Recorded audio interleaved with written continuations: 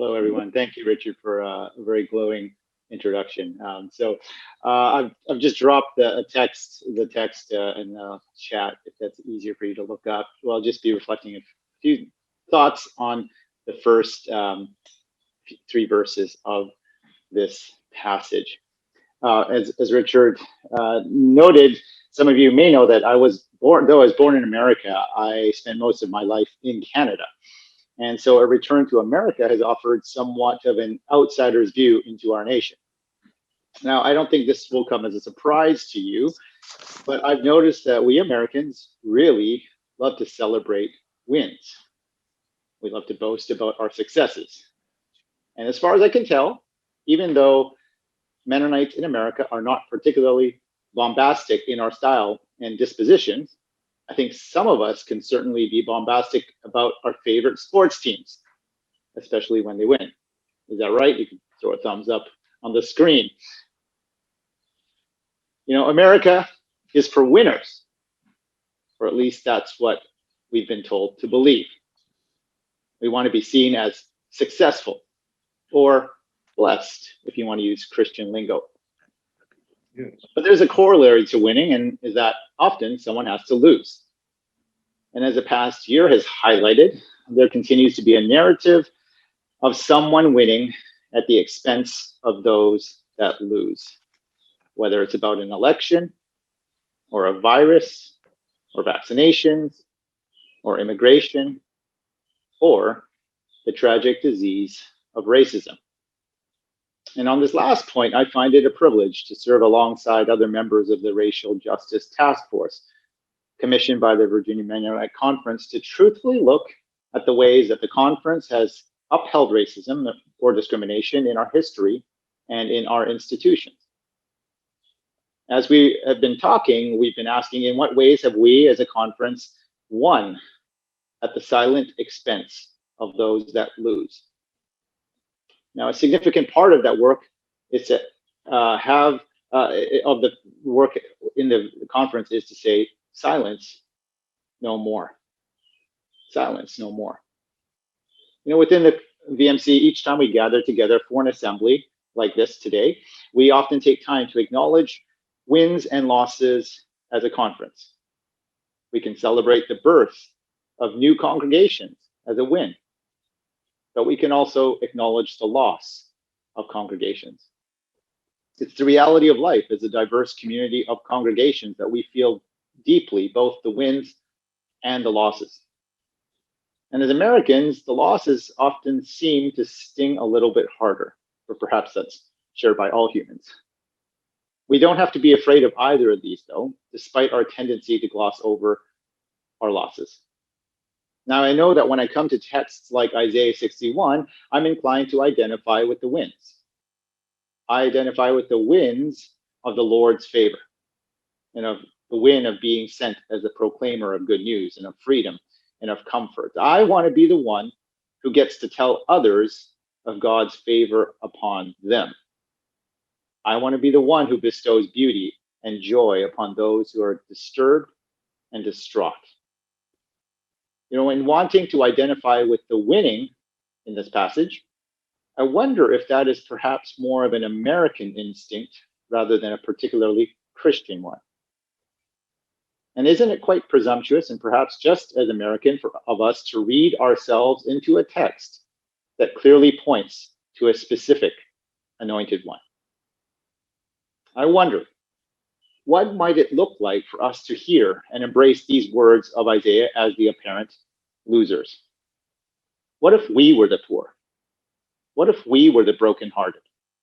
What if we were the captive and the prisoners? What if we were the ones who mourn and grieve and the ones who sit in ashes? Does that perhaps change how you hear and read these words? You know, at worst, our American ethos defiantly denies the possibility that we might actually be considered losers. And at best, our American ethos longs so badly to be lifted from those ashes as quickly as possible. But the words of Isaiah offer us incredible hope. The living God offers hope, not just beyond the loss, but in the midst of the loss. You see, when we understand just who it is that the Spirit has come upon and who it is that has been anointed to proclaim the good news, we find that the losses and the ashes and the mourning, they don't have to scare us. They don't have to overwhelm us because they don't define us. So we can name our losses honestly, and we can feel them for what they are. We can take our disturbed and distraught emotions and call them for what they are. And we might even come to a place to be okay, to being called losers in the eyes of those around us. It's because of who the Spirit of God has first been poured out upon that we can name these losses and lament, but we do it with hope. Isaiah's words point to the one to come, who, though was a winner in all respects, yet loses not only in the eyes of those who condemn him, but he loses in the eyes of those who worshiped and followed him and lifted him up. And the one who should be a winner in all respects because he is indeed God, we find loses by hanging on the ugliest and most brutal form of suffering known at the time, on a Roman cross. We've come to know this winner who becomes a loser as Jesus, the Son of the living God. Yet even in the midst of his apparent losing, we can observe something incredible. As Jesus hangs on the cross, with the very last threads of life dwindling from him, he still fulfills the words of Isaiah. On the cross, he has the wherewithal to see the mourning and the anxiety of his mother, Mary, at his feet. You see, she's not just mourning the loss of her precious son. She's anxious about what's going to happen next when he's gone. How will she even survive on her own? Yet Jesus offers comfort to her by ensuring she will be taken care of, even as he apparently loses. Of course, we all know that the cross is not the end of the story.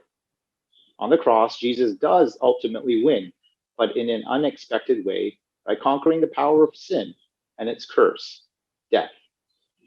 Jesus not only atones for our sin, but resurrects from the grave. Jesus wins by showing us a new future for humanity and for all of creation. Today, as a conference, we indeed acknowledge our wins and our losses. But we don't do this alone. We stand on privileged ground compared to Isaiah, because we stand on this side of the cross in history. Someone has been anointed by the Spirit of God. Someone has been sent to us by the sovereign God of all creation. His name is Jesus, and he stands at the center of it all. All of our wins and all of our losses. So, be comforted. The losses don't define us, but neither do the wins. The ashes that we might sit in are not meant to be our state forever.